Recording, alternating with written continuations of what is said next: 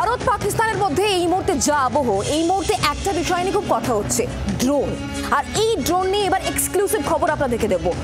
Drone এখন সকলের কাছে খুব অ্যাভেলেবেল। কেন বলছি? কারণ আপনি সাধারণ মানুষ হন, আপনি ট্রাভেল ব্লগার হন, কিংবা স্কুল পড়ুয়া, দেদার বাজারে বিক্রি হচ্ছে এই ড্রোন। কিন্তু এই ড্রোনের সঙ্গে সেনাবাহিনী ড্রোনের পার্থক্য অবশ্যই রয়েছে, কিন্তু এই যে বাজারে ড্রোনগুলো বিক্রি হচ্ছে, সেই ড্রোনগুলো দিয়ে ছোটোখাটো নাশকতা ঘটানো যেতেই পারে, এমন আশঙ্কা একেবারেই উড়িয়ে দেওয়া যাচ্ছে না। হাতে হাতে এই মুহূর্তে ড্রোন, দেদার বিক্রি হচ্ছে ড্রোন, খোলা বাজারে বিক্রি হচ্ছে ড্রোন।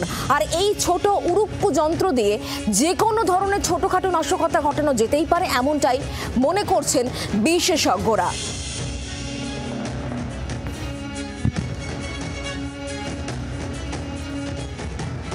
কলকাতার বিভিন্ন দোকানে দেদার বিকোচ্ছে ড্রোন, আর সেই ছবি উঠে এলো আমাদের ক্যামেরায়।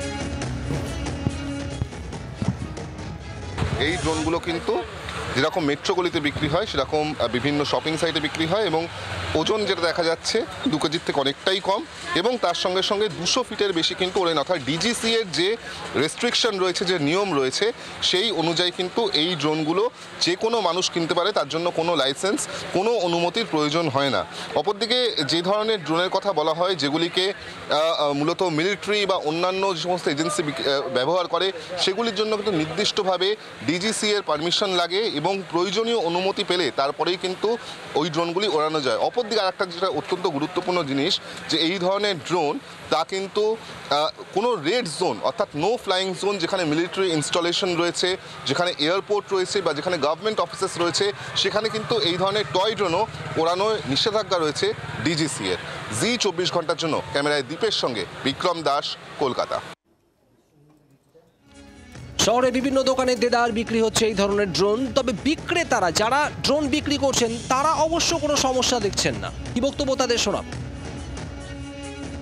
এই ড্রোনগুলো কেনার জন্য কোনো লাইসেন্স বা কোনো অনুমতির প্রয়োজন থাকে? এটা টয়েস আছে, এর মধ্যে দরকার। তাও কতক্ষণ আকাশে ওরা এই ড্রোনগুলো?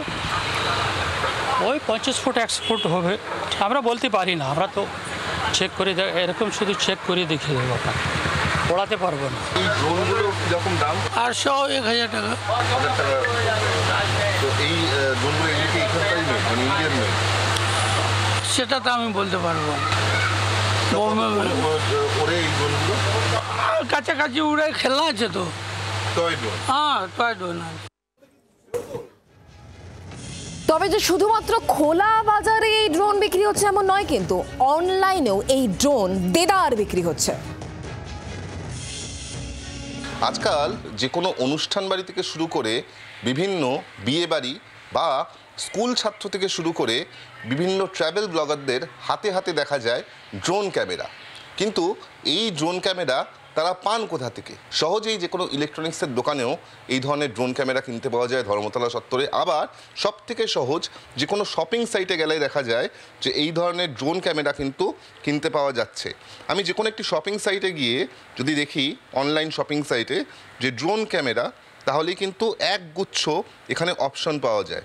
যদিও এই ধরনের ড্রোনকে বলা হয় টয় ড্রোন, এবং সেই টয় ড্রোন কিন্তু খুব অনায়াসেই বিনা কোনো অনুমতিতে সাধারণ মানুষ তারা কিনতে পারেন। এবং এখানেই সেটা সবথেকে এখন বড় প্রশ্ন, যে এই ধরনের যে টয় ড্রোনগুলো রয়েছে, সেই টয় ড্রোনের মাধ্যমে কেউ কোনো রকম কোনো নাশকতা কি আদৌ ঘটাতে পারেন? এখানে কি কোনো রকম কোনো রেস্ট্রিকশন জারি করার প্রয়োজন রয়েছে?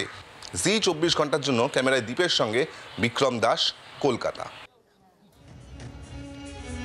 যে ছবিটা বিক্রম দেখাচ্ছিল, তার মানে যে কেউ, আমি চাইলে যে কোনো মুহূর্তে ড্রোন পেতে পারি নিজের একেবারে হাতের নাগালে। তবে এই ড্রোন ব্যবহারের ক্ষেত্রে কিছু বিধিনিষেধ রয়েছে। ডিরেক্টর জেনারেল অফ সিভিল অ্যাভিয়েশনের তরফ থেকে বেশ কিছু বিধিনিষেধ রয়েছে। আপনাদের দেখাবো ড্রোন ব্যবহারের ক্ষেত্রে ঠিক কী ধরনের বিধিনিষেধ। নো ফ্লাইং জোনে ড্রোনের নিষেধাজ্ঞা রয়েছে। যেটা নো ফ্লাইং জোন, সেখানে ড্রোন ব্যবহার করা যাবে না, এই নিষেধাজ্ঞা রয়েছে। এর পাশাপাশি ডিজিসি এর তরফে বেশ কিছু নিষেধাজ্ঞা রয়েছে। রেড জোন, যেগুলো রেড জোন হিসেবে চিহ্নিত, নিরাপত্তার স্বার্থে সেখানে ড্রোন ব্যবহারের নিষেধাজ্ঞা রয়েছে। কিন্তু এই সমস্ত নিয়মগুলো কি মানা হয় যারা ড্রোন ব্যবহার করেন? বিমানবন্দর, সামরিক কেন্দ্র, সরকারি ভবন, এই সমস্ত এলাকায় ড্রোন ব্যবহার করা যাবে না, একেবারে স্পষ্ট নির্দেশিকা রয়েছে। কিন্তু সেই নিয়ম কি মানা হচ্ছে?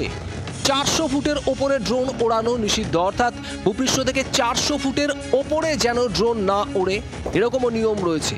আর এই নিয়মগুলো পালন হচ্ছে কিনা সেটাই সব থেকে বড় প্রশ্ন।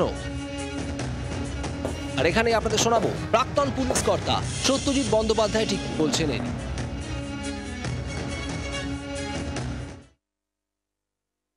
ড্রোন হচ্ছে চালকবিহীন এবং মানববিহীন উড়ন্ত আকাশযান। আনআইডেন্টিফাইড যখনই হবে তখন পুলিশকে, আমার মনে হচ্ছে যে এটার উপরে সিভিল অ্যাভিয়েশন ডিপার্টমেন্টের একটা পুরো হস্তক্ষেপ। কলকাতা পুলিশ কিংবা রাজ্য পুলিশে এইরকম কোনো আইন তৈরি করা নেই, কিন্তু মানুষের সুরক্ষাটা তো আসল দেখতে হবে পুলিশকেই।